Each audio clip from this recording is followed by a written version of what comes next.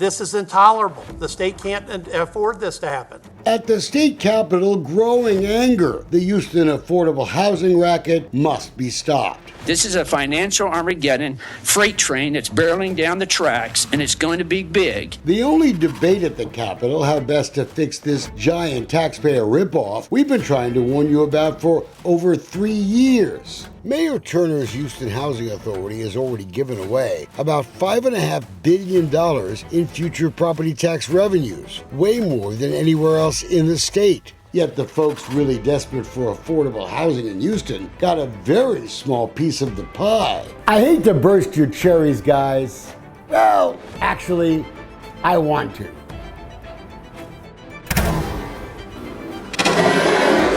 We've told you the procurement process at HHA is polluted by secrecy and unacceptable political influence. Listen, I'd like to ask you a couple questions. Excuse me. Nope. Excuse me. Put it away. Put it away. What? Put it away. Don't grab my microphone like that. What's wrong with you? Follow the money. The former chairman of the HHA and the wife of Commissioner Rodney Ellis have certainly cashed in about $6 million on deals approved just by HHA. Because it looks like you left the agency and then tried to make money off them.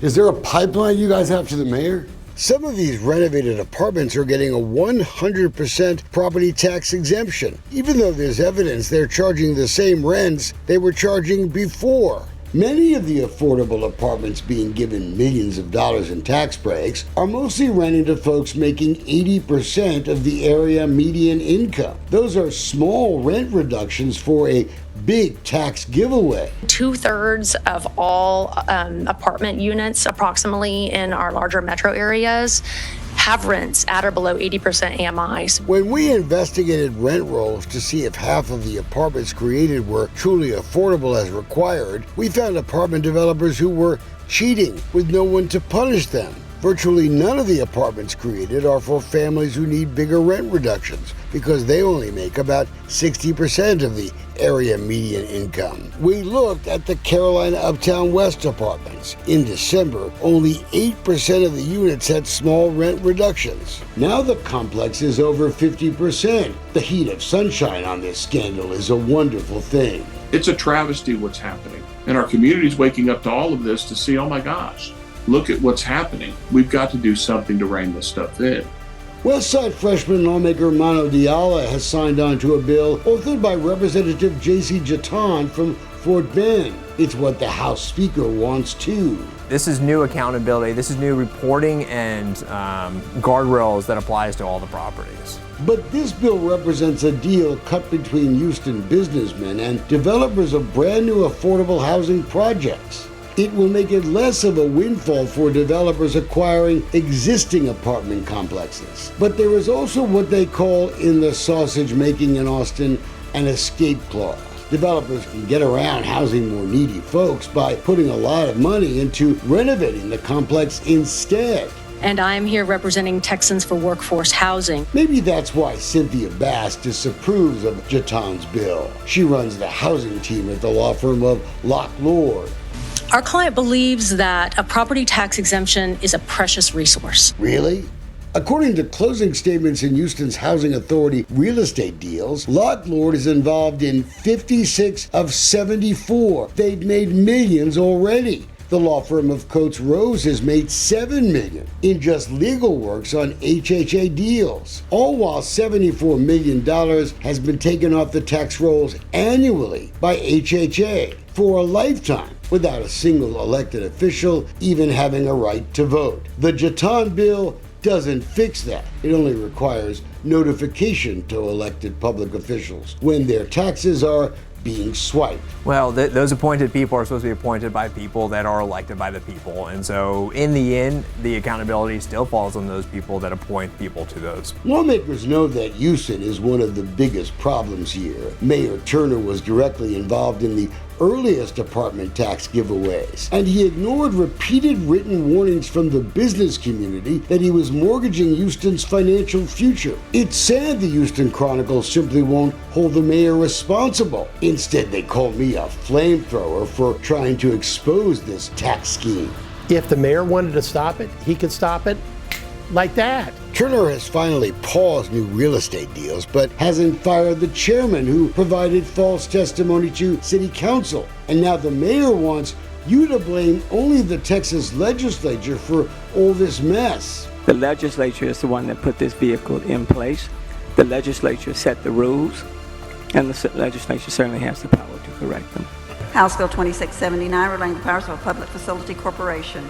You recognize final passage. Thank you, Mr. President. I move final passage, House Bill 2679. Secretary will call the roll. Bettencourt, Birdwell, Burton, 29 ayes, 2 nays, bill's finally passed. Congratulations. Thank you, Mr. President. It's true this was a racket from the beginning. State lawmakers in 2015 creating a loophole in a program set up to help charities build affordable housing. It became a bonanza for developers, but a ripoff for you. 2 years ago, Houston lawmaker Jim Murphy was supposed to stop this giveaway in the Texas House. The Senate had already voted. The House Speaker's office tells us Murphy killed his own bill at the last minute during a special session. Murphy suddenly decided not to run for re-election, and he wouldn't talk to us. There are powerful forces who like this gravy train. And the problem is there's so much money in these decisions. And the housing authorities are just proving them like popcorn. If Senator Bettencourt has his way this time, the whole thing will be shelved. Reform assumes that the code is fixable. It is not. Reform is for programs that work but could work better. PFCs are not working. If Bettencourt can't ban this tax giveaway, he wants taxing authorities to at least have a vote, a chance for more of the needy to get these apartments too. And so does the wildcard lawmaker in this sausage making in Austin, Representative Gary Gates, who says they created a monster. Private developers have exploited a loophole that allows them a 100% property tax exemption without any true accountability towards the community they are in. Gates has quietly gathered more than 50 co-sponsors for his bill, a rebuke of sorts of any deal to be made with any developers. It would require votes by public officials going forward, just like Bettencourt wants to do in the Senate. It's what they call a poison pill. There's going to be an audit. And the audit is going to be done on each deal by the Texas Department of Housing and Community Affairs. Gates has a fine for apartment developers who get caught cheating too. He would require more 2 and 3 bedrooms in these apartment complexes for needier families. A House committee has sent both Jaton's bill and Gates' bill to the floor of the House. We'll watch to see which one gets a vote first on the House floor. But the UT professor who studied the PFC program for a long time wants to know more about the damage we've already done. Like in Houston, Sylvester Turner appoints every single member of the housing authority who gave away this money. He can't escape blame. We really need to understand the extent to which these tax breaks have already been given out and who's benefiting from them. The unelected HHA has voted for 74 real estate deals without noticing any of the governments they're swiping taxes from, or any of the neighbors of the planned projects, not even disclosing the final terms to the public. All unacceptable. We've been screaming for transparency for years. Everybody look at the statute that created housing authorities in the first place, when their mission was to create public housing projects for the poor, not real estate deals in luxury apartments. Quoting, the legislature finds that the construction of housing projects for persons of low income would not be competitive with private enterprise. But that's exactly what the HHA is now doing. Cutting tax deals with a few apartment developers that cuts their expenses by a third, even if an apartment down the street offering similar rents doesn't get the same deal.